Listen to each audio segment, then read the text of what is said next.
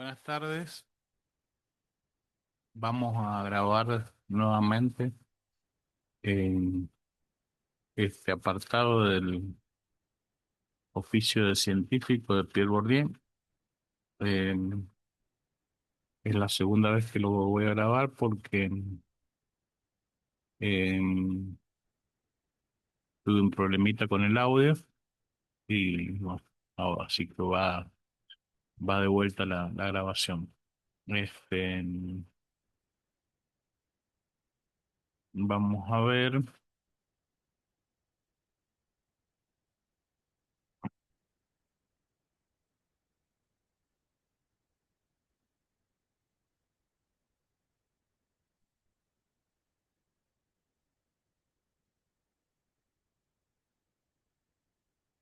Vamos a ver.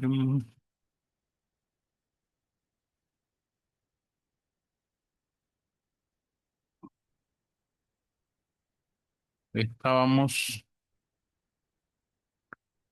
en el capítulo 2 que tenía por título Un mundo aparte, y ahora estamos en el último apartado del capítulo 2 lleva por título Historia y Verdad. Eso es lo que vamos a leer hoy.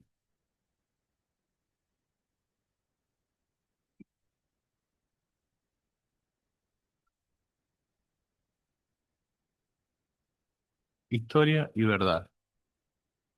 La objetividad es un producto social del campo que depende de los presupuestos aceptados en ese campo, especialmente en lo que se refiere a la manera legítima de regular los conflictos.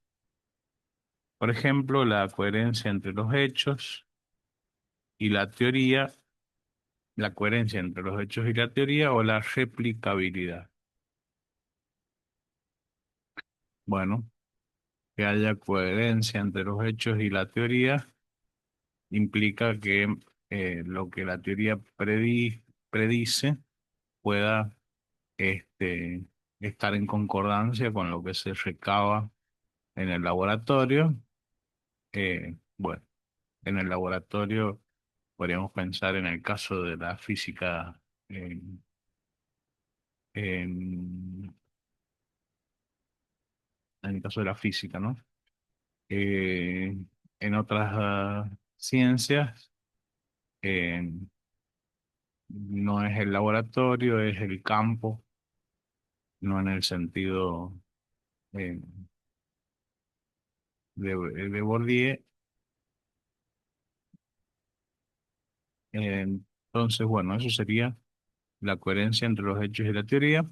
Y el tema de la replicabilidad es la posibilidad que tiene un experimento de ser realizado por, digámoslo así, en sentido ingenuo quizá, por cualquier científico del campo, eh,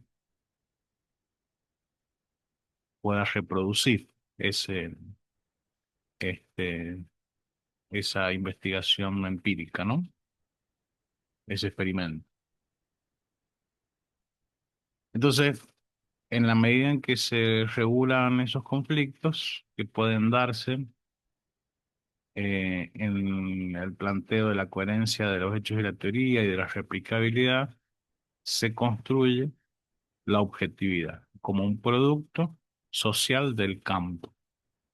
Eso ya es este, algo muy, una definición muy contundente respecto de el realismo en ciencia que postula que el objeto existe independientemente de el sujeto y toda la aparatología este, necesaria para observar el fenómeno. Bueno, se habla no de fenómeno, sino de objeto. Em, Seguimos. Los principios de la lógica y del método experimental intervienen permanentemente en su puesta en práctica con motivo de las transacciones y de las negociaciones que acompañan el proceso de publicación y de universalización. Las reglas epistemológicas no son más que las reglas y las regularidades sociales inscritas en las estructuras y o en los hábitos, especialmente en lo que se refiere a la manera de conducir una discusión, las reglas de argumentación y de regular un conflicto. Los investigadores detienen su experimentación cuando piensan que su experimento es adecuado a las normas de su ciencia y pueden afrontar las críticas anticipadas. Los investigadores detienen su experimentación. Vemos que aquí un paréntesis, ¿no? Vemos que el discurso científico está sometido a la ley general de la producción de discurso, producción que siempre está orientada por la anticipación inconsciente a partir de las disposiciones, por la anticipación de los beneficios positivos o negativos propuestos por un mercado determinado y que cada participante se enfrenta a un determinado estado del mercado, es decir, de censura social que anticipa. Em, el conocimiento científico es lo que ha sobrevivido a las objeciones. Aquí voy a decir esta definición de conocimiento científico me parece interesantísimo, por lo menos para discutirla. El conocimiento científico es lo que ha sobrevivido a las objeciones. O sea, el conocimiento no es algo objetivo, ¿no? Sino que eh, es lo que ha sobrevivido a las objeciones, es decir, a toda esa lucha que se ha dado, como decíamos recién, en, en la en coherencia entre la teoría y el experimento, la práctica. En, en esas discusiones, digamos, dan por resultado el conocimiento, que es aquello que sobrevive a esas discusiones. Entonces, el conocimiento científico es lo que ha sobrevivido a las objeciones y es capaz de resistir a las objeciones futuras. La opinión validada es la que es reconocida, por lo menos negativamente, porque ya no suscita objeciones pertinentes o carece de mejor explicación. En unas luchas que aceptan como árbitro el veredicto de la experiencia, es decir, de lo que los investigadores concuerdan en considerar como lo real, lo verdadero es el conjunto de las representaciones consideradas verdaderas porque son producidas de acuerdo con las reglas que definen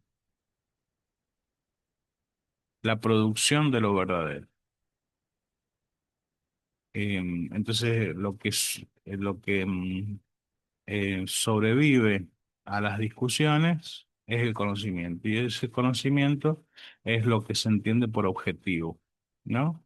Es decir, eh, los objetos de la ciencia no son los objetos del mundo tal como nosotros lo podemos encontrar eh, en el andar cotidiano, ¿no?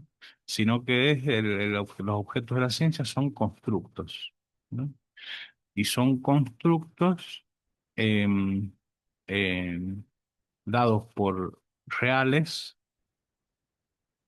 pero en ese sentido, en el sentido de lo que se ha construido a partir de la investigación y de las discusiones que se llevan a cabo en seminarios, papers, este, diferentes dispositivos de la circulación, la publicación en las revistas, ¿no? De los papers, de las investigaciones.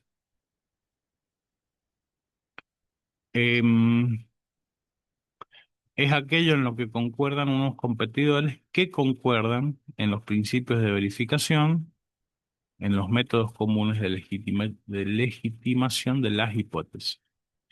En un universo como el de la ciencia, las construcciones individuales, que siempre son en realidad construcciones colectivas, están comprometidas a a unas transacciones que no están reguladas por las reglas trascendentes de una epistemología o de una metodología,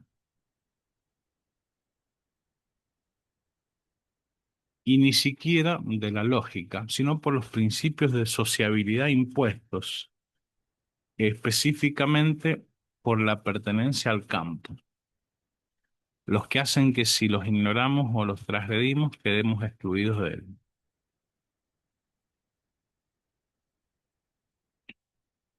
Em, bueno, aquí me surge la pregunta, ¿no? Eh, no está regulada por la epistemología ni la metodología, sino por principios de sociabilidad pertenecientes al campo, ¿no? Estos principios de sociabilidad tienen que ver con estas discusiones, con esta competencia, donde em, los investigadores rivales tratan de refutar la investigación propuesta, ¿no? Eh, entonces, aquí estaba la epistemología puesta como algo externo em, a esos principios de sociabilidad, ¿no? Eh, que no es lo que em, tengo yo entendido por una epistemología, ¿no? Em, si nos vamos a algo más etimológico, logos, em, y tomamos logos por estructura, la estructura del conocimiento. em, Tranquilamente en la estructura del conocimiento podrían ingresar esos principios de sociabilidad, ¿no?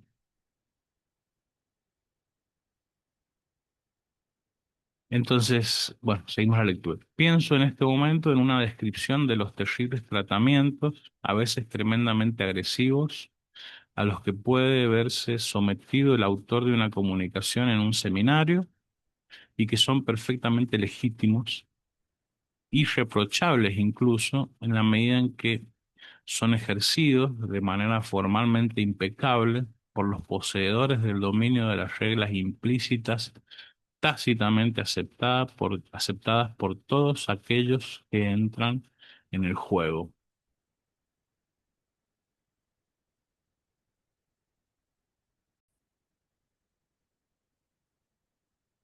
El tácito derecho de admisión asociado a la ilusio ordinaria que define la pertenencia al campo científico lleva implícita la aceptación del estado de las normas que se refieren a la validación de un hecho científico y, más exactamente, al reconocimiento del principio mismo de la razón dialéctica.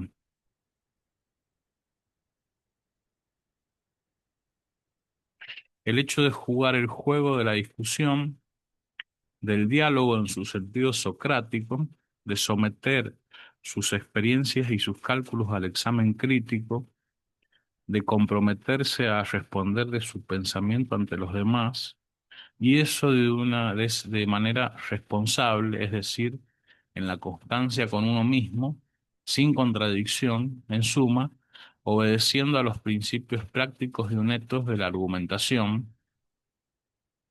El conocimiento no se basa en en la evidencia subjetiva de un individuo aislado, sino en la experiencia colectiva regulada a partir de las normas de comunicación y argumentación.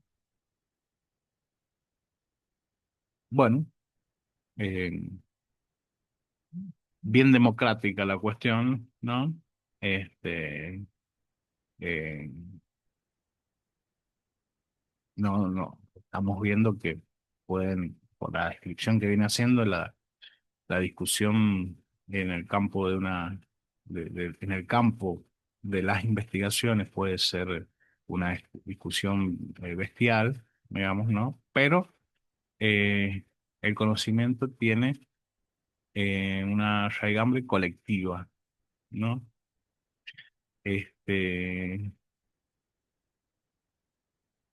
eso asegura eh,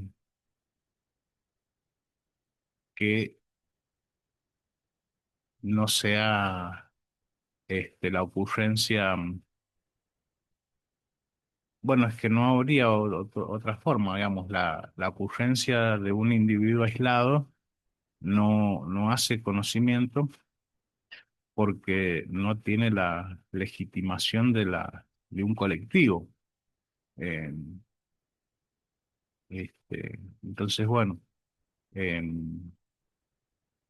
es una cualidad interesante que lo que se logre como conocimiento sea siempre una experiencia colectiva, ¿no?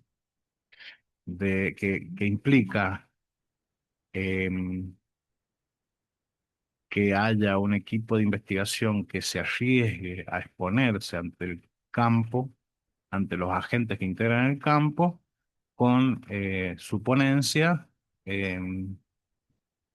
para ser criticados y de esa crítica y de esas posibles correcciones que aparezcan a partir de la crítica, aparezca ese objeto que es el conocimiento, ¿no?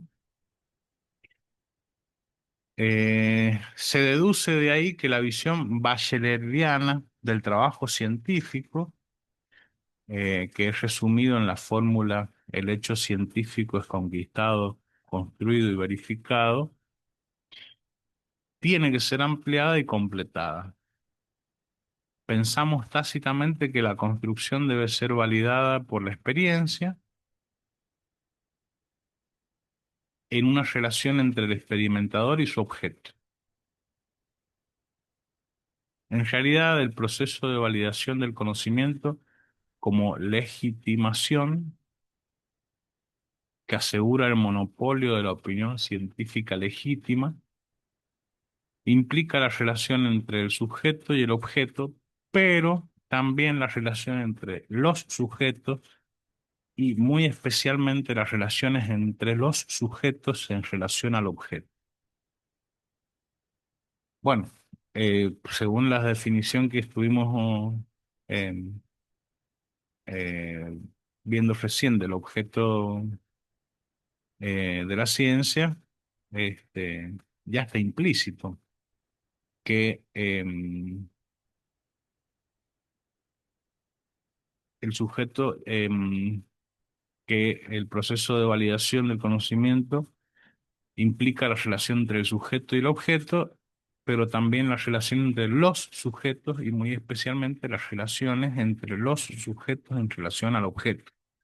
El objeto ya implica a los sujetos porque este, dada un objeto propuesto, se da toda una discusión alrededor, ¿no?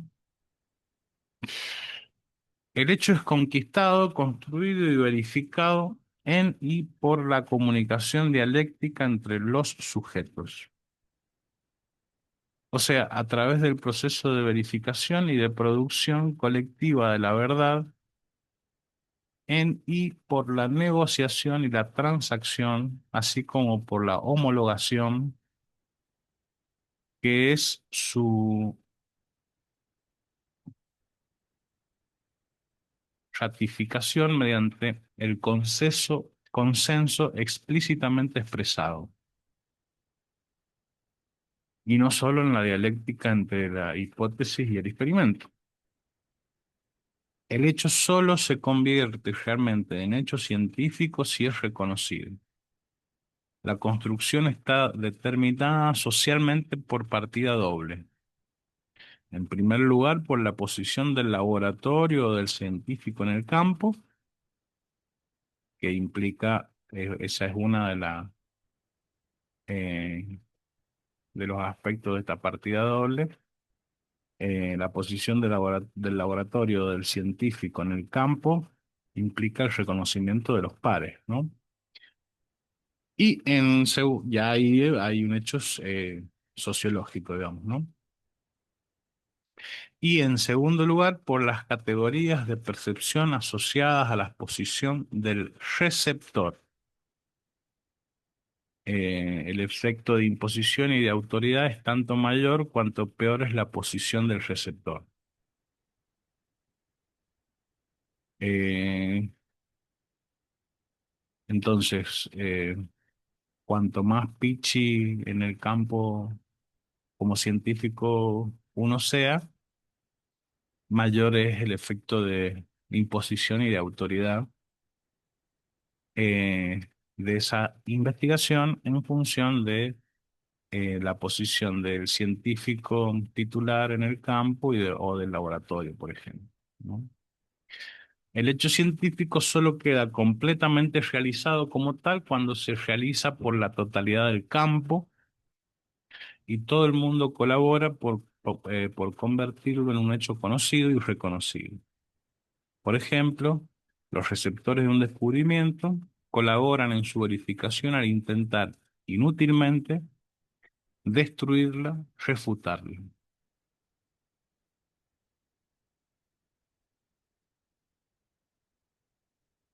Bien, lo que decíamos antes, ¿no? Este, se presenta una investigación y es la oportunidad que tiene el resto de los pares para este, discutirla y tratar de refutar a esa investigación, ¿no? Y de manera negativa, entonces, al intentar refutarla y no poder, le dan reconocimiento. Verificado significa colectivamente validado en un trabajo de comunicación que culmina en el reconocimiento universal dentro de los límites del campo, es decir, del universo de los conocedores competentes. La idea verdadera posee una fuerza intrínseca en el interior del universo científico en determinadas condiciones sociales.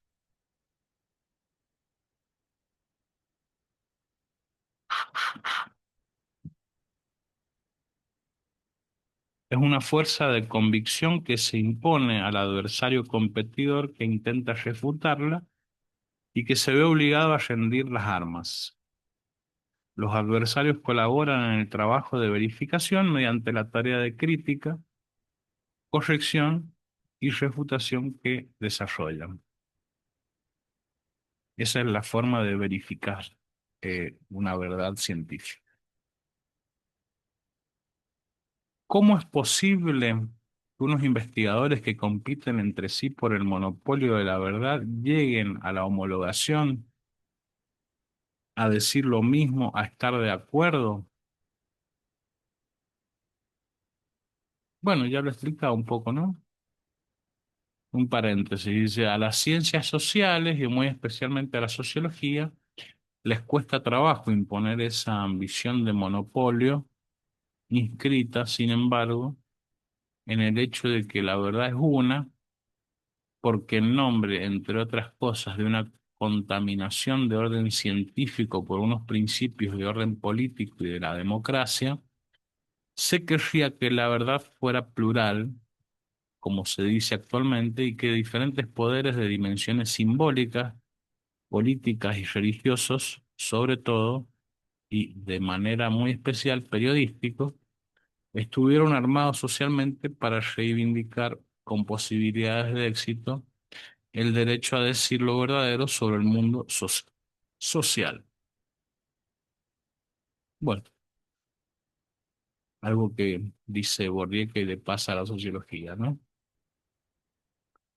Hay este, una petición de pluralidad en la verdad social, ¿no? De la sociología, digo, ¿no? Bueno, entonces, ¿cómo es posible que los competidores homologuen, lleguen a estar de acuerdo con una verdad propuesta?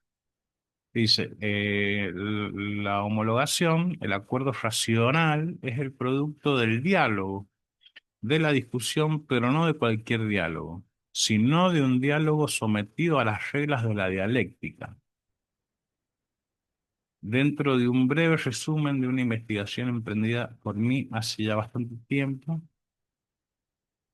en colaboración con Jem Bolak, sobre el paso de la razón analítica a la razón lógica en la Grecia antigua, que el desarrollo progresivo de la dialéctica y del diálogo regulado acompaña la aparición de un campo filosófico en el que se construye progresivamente la educación del pensamiento educado, en y mediante la cual eh, los adversarios aprenden a ponerse de acuerdo sobre los terrenos de desacuerdo y sobre los medios de regular las diferencias. Bueno, todavía no lo responden, ¿no? Em, Seguimos en esa pregunta, ¿no? ¿Cómo es posible que los mismos competidores homologuen la verdad propuesta? El trabajo de verificación y la homologación que lo ratifica y lo consagra suponen el acuerdo de los observadores sobre el principio de la homologación. Jacques Merleau-Ponty describe la aparición en las ciencias de los siglos XIX y XX de la idea de una comunidad que se define mediante las operaciones que permiten a cada uno de sus miembros ponerse de acuerdo con los demás. Merleau-Ponty, 1965. La invariante ya no se define mediante lo inmutable, sino por medio de la identidad para toda una clase de observadores. La definición de la objetividad que se deduce de ahí ya no se basa en la operación de un individuo aislado que está pendiente de la naturaleza, sino que hace intervenir la idea de identidad para una clase de observadores y de comunicabilidad en una comunidad intersubjetiva.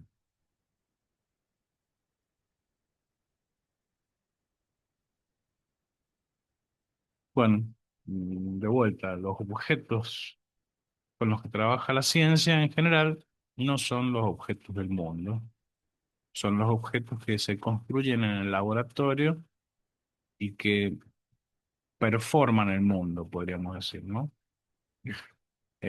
Por supuesto, esto es muy discutible. Eh, Hay líneas eh, epistemológicas que no están de acuerdo con esta postura, ¿no? Eh, un mate,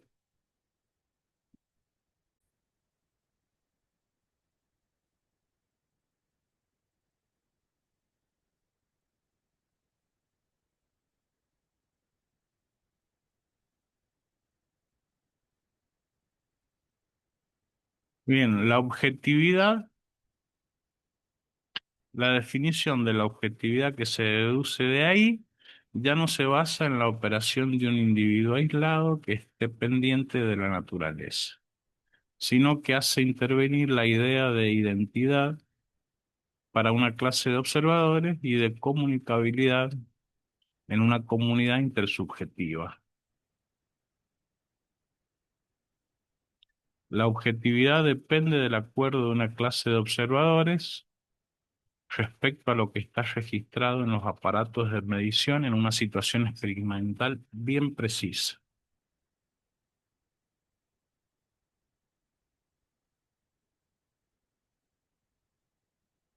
Em, o sea, vean lo minucioso y el detalle de esto, ¿no? Hay registros en aparatos de medición. Insisto, esto es más aplicable a disciplinas de lo que se llaman las ciencias duras, ¿no? Eh, en, en particular pienso en la física, pero lo que está registrado en los aparatos de medición es aún interpretable, ¿no? Así que podemos decir que no existe una realidad objetiva independiente de las condiciones de su observación. No existe una realidad objetiva independiente de las condiciones de su observación, sin poner en duda el hecho de que lo que se manifiesta una vez determinadas dichas condiciones conserva un carácter de objetividad. Claro, es decir, una vez que ya superamos todas las discusiones, se produce la homologación, la verificación que es la disputa discursiva, no que em, no que se demuestre una adecuación del objeto con el este, sujeto, sino este, la adecuación al objeto. No sé, no es eso. Aparece la objetividad a partir de que eh, em, están superadas en el momento, en la instancia donde están superadas las discusiones, en particular el intento de los competidores por refutar la investigación propuesta, ¿no? Recién a eso le llamamos objetividad.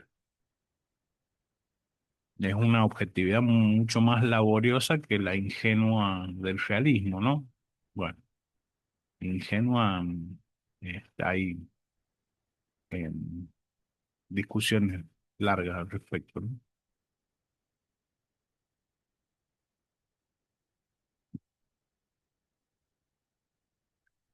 Cabe también invocar en esta perspectiva los análisis de Jean-Claude Passeron, que muestran las maneras especiales con que el lenguaje teórico se articula sobre los protocolos empíricos,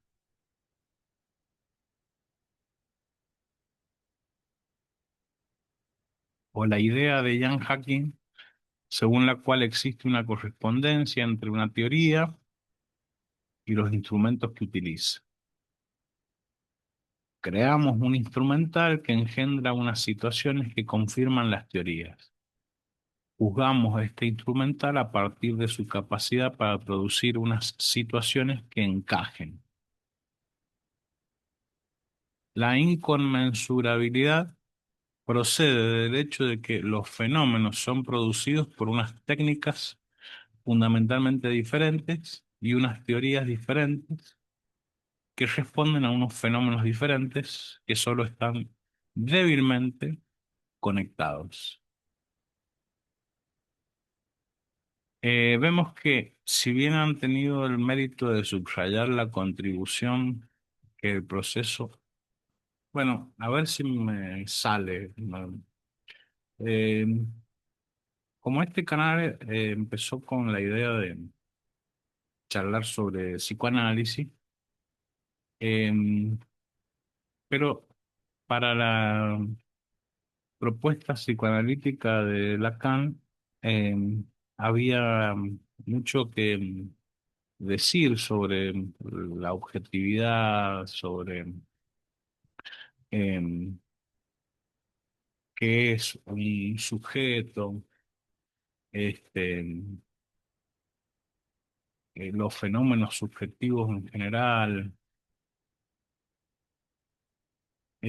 Apareció la idea de que trayendo la, eh, epistemología, la filosofía de la ciencia, la sociología de la ciencia, como en este caso, con Bourdieu, podríamos tender puentes para, de alguna manera, justificar eh, el universo Lacan, ¿no? Que es tan cuestionado porque no está de moda, eh, sino que lo que hoy está de moda hace ya varias décadas son las TCC, lo cognitivo-conductual, em, y trabaja eh, de muy otro modo la propuesta de Lacan del psicoanálisis, ¿no? Entonces, bueno, em, se me ocurrió que eh, con estas otras lecturas íbamos a poder ir dándole un marco. No, hasta ahora yo no he podido hacerlo. Este, eh, esperemos que se produzca en algún momento y si no, por lo menos queda indicado que según mi punto de vista, no solo mi punto de vista, que está la gente de Apola trabajando también en cuestiones que tienen que ver con lo epistemológico, pero también con lo sociológico, este, para darle un marco de justificación, podríamos decir, a la propuesta de Lacan. Entonces, bueno, con esa intención es que traje esta, estas lecturas. Ojalá se me produzca, eh, se me ilumine el marote en algún momento y pueda eh, hilar algunas este, intersecciones, digamos, entre esto que es la sociología eh, de la ciencia con la propuesta de Lacan, ¿no? Bueno, eso quería decir. Seguimos leyendo. Vemos que, si bien han tenido el mérito de subrayar la contribución que el proceso de circulación olvidado por la epistemología tradicional aporta a la construcción del hecho científico, los estudios de laboratorio han olvidado o considerablemente infravalorado la lógica inseparablemente social e intelectual de esa circulación y los efectos de control lógico y empírico y a través de ahí de universalización que produce. La circulación crítica es un proceso de desprivatización, de publicación en el doble sentido de oficialización y de universalización, que culmina en lo que Eugene Garfield denomina la obliteración de la fuente de las ideas, de los métodos y de los descubrimientos mediante su eh, incorporación al conocimiento admitido, paréntesis, la mayor consagración que puede conocer un investigador consiste en poder llamarse autor de conceptos, de efectos que han pasado a ser anónimos sin sujeto. Bueno, la ley de Gauss, em, em, em, el Ampère, em, la ley de Coulomb, Boyle en los gases, unidades, em, por ejemplo, para la fuerza, Newton, em, bueno, en fin, son nombres de la historia de la ciencia, eh, a- a- arquitectos de la ciencia que han quedado inmortalizados en conceptos, en unidades de medida, en el efecto Doppler, por ejemplo. A este respecto, cabe recordar el bellísimo análisis de Gerald Holton, que muestra cómo Robert Millikan conquistó el asentimiento respecto a su trabajo con gotas de aceite porque se preocupó de publicar sus experiencias privadas. Desde esta perspectiva adquieren todo su sentido los estudios que tienden a entender la compleja transición de la privacy del laboratorio a la publicity del campo, como los de Owen Hathaway o Stephen Shapin. Los epistemólogos desconocen este paso y la transmutación que origina, pero los sociólogos que identifican publicación con publicidad tampoco tienen mejores medios de entender su lógica. Inseparablemente es epistemológica y social, la misma que define el proceso sociológico de verificación. Em, Otro paréntesis dice, en efecto, si bien es conveniente tomar en consideración el papel de la publicación, entendida como el hecho de hacer público, de darse a conocer, esta no es una forma de publicidad o de relaciones públicas, como parecen creer algunos defensores de la nueva sociología de la ciencia, sin duda de buena fe, cuando intentan poner su idea de éxito al servicio del éxito de sus ideas y actúan de acuerdo con su imagen de los científicos que ven a su imagen y semejanza. Al poner en práctica su visión del mundo científico, pretenden crear unas redes en las cuales se constituye el reconocimiento de su importancia.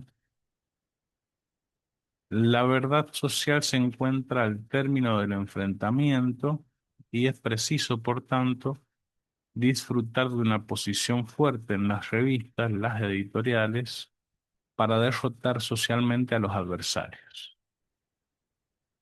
Pero existe otra manera de pervertir la lógica de la oficialización, universalización, que ha pasado a ser posible gracias a que cabe copiar e imitar las apariencias de la universalidad.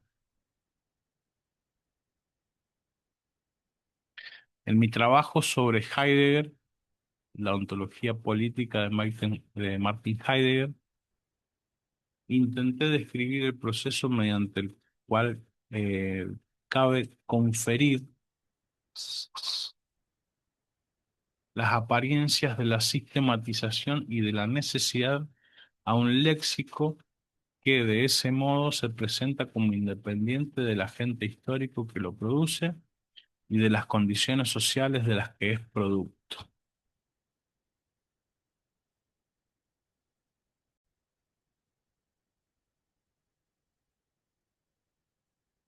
Podría dar mil ejemplos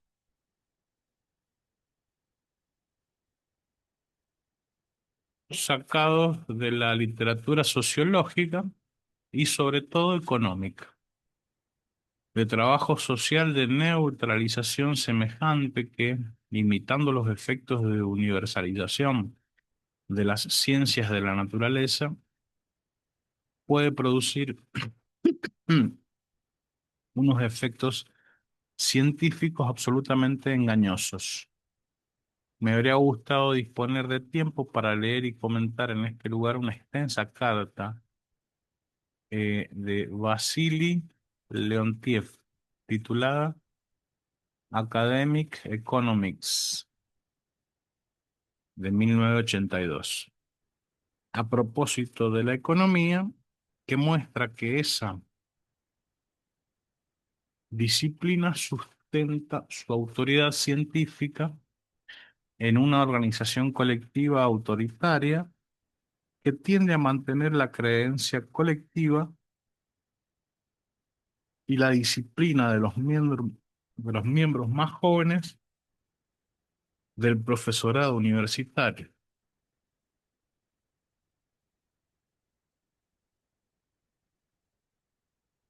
El proceso de despersonalización, de universalización y de desparticularización, cuyo resultado es el hecho científico, tiene un número de posibilidades de realizarse directamente proporcional al grado de autonomía y de internalización del campo,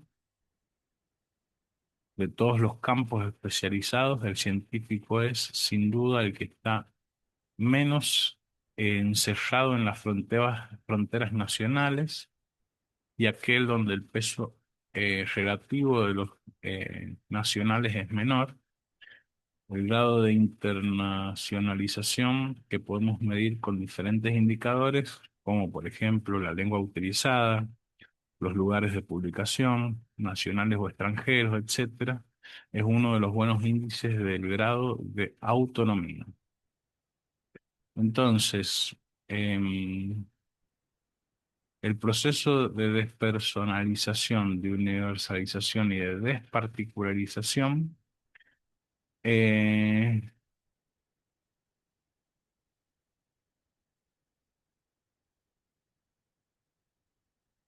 tiene un número de posibilidades de realizarse directamente proporcional al grado de autonomía y de internalización del campo. Citaré aquí a Ben David.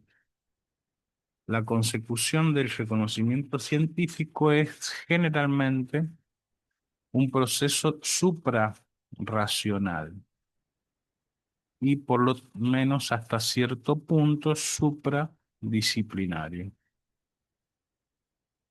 Los efectos de cualquier prejuicio en el juicio resultan, por tanto, minimizados.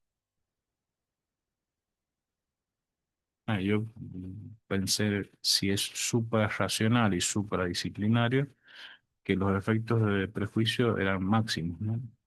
Pero bueno, como según he dicho anteriormente, el capital temporal está más vinculado a las organizaciones nacionales, a las instituciones temporalmente dominantes, como las academias, y dependientes de unas autoridades temporales, sean económicas o políticas, el proceso de universalización adquirirá casi necesariamente la forma de una internacionalización vista como desnacionalización. Em,